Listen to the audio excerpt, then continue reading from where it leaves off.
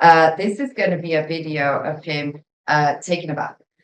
It took me, one of my greatest joys in life is seeing birds take baths, any birds, I don't care what they are. Bird nerds that are here probably agree with me. I'm not alone in that. They delight in it. It's joyful to watch. So him taking a bath. It took me 10 years to get to see him take a bath. Literally everybody else that worked at the aviary and half of the people that ever visited had seen this, but I never did. And one year, I was determined. I was sacrificing my whole afternoon to this. He always used to jump in the bath when we filled his pond for the first time after the winter. And so I'm like, I'm staying there till he goes in. And half an hour went by and 45 minutes. I took my socks and shoes off. I went in the pool. I tried to get him to go in there. And then finally it was like, well, okay, no, maybe next year. And I went back to work at caring for the other birds and things that I had to do. I'd no sooner gone, I don't know, less than 50 feet away from where he was, and I got a radio call, he's in the bath. And I sprinted all the way back over there, and lo and behold, got to enjoy watching him take a bath. I've since seen it many times. It was something sick, so you need to see it if you look up. I know you saw it.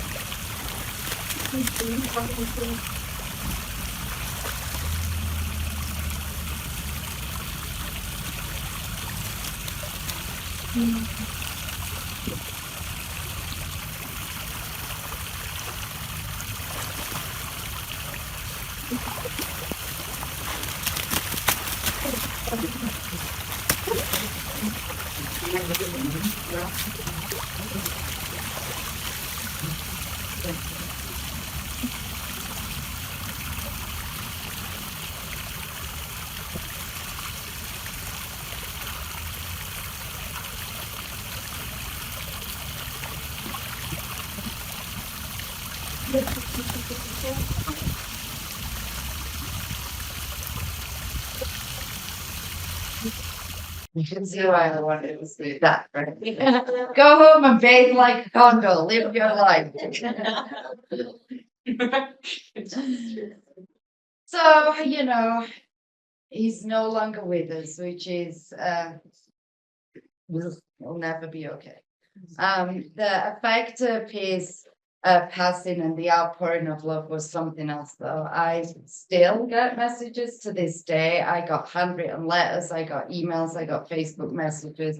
Unbelievable. The message on there is just one example of the kind of impact that he had.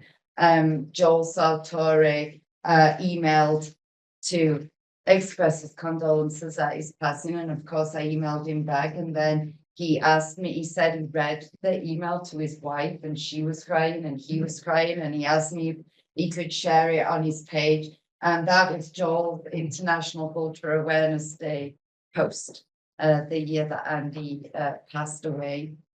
He honored Andy on his page. So the reason that we are here today is to continue his legacy and unveil the beautiful sculpture that you guys saw outside. This was when I created this presentation, we didn't have the beautiful sculpture just as yet. We were waiting for it to come. But that's the clay version of it that I did go and see Adam's studio in LA. It was breathtaking and clay. to see it in bronze just about stopped my heart. It's unbelievable. A lot of love and passion went into that. Even Adam himself fell in love with Andean posthumously through watching videos and pictures and listening to endless stories of me. I asked him if he was coming to this, and he said, I think I've heard this one. And I'm like, yeah, I think I have. And then so, because we talked for hours about Andean, and that led to this, you know, and just it doesn't just look like Andy, it feels like Andy. It definitely has his essence.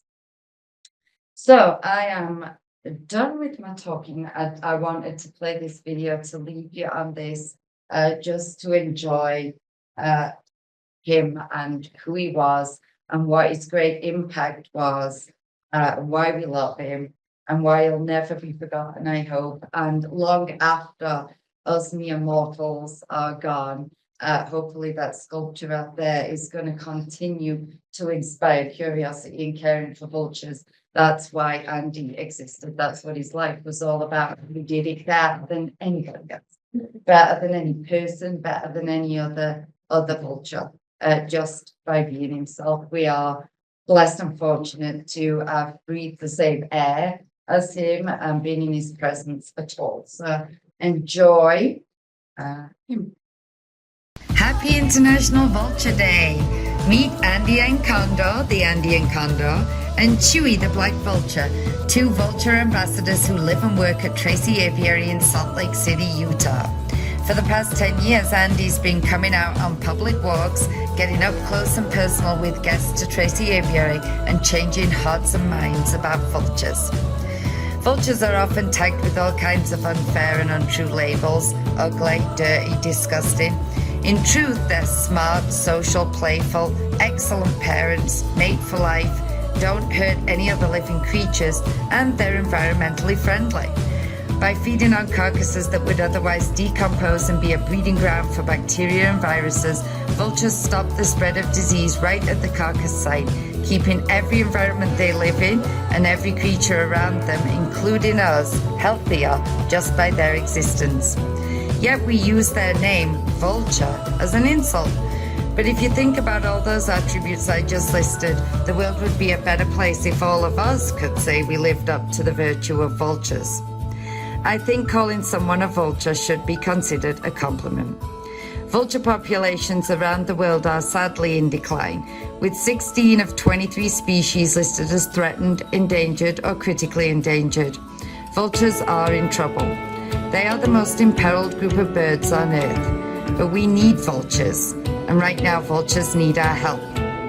As the Babadium quote goes, in the end we will conserve only what we love will love only what we understand. So if you're watching this, thanks for taking some time to get to know and understand these incredible birds. It's the first step to caring to conserve them, and I promise you, from personal experience, to know them is to love them. That's what we lost, but as the quote says, you know, how lucky am I to have something that makes saying goodbye so hard. We had him in our lives, and that's a blessing.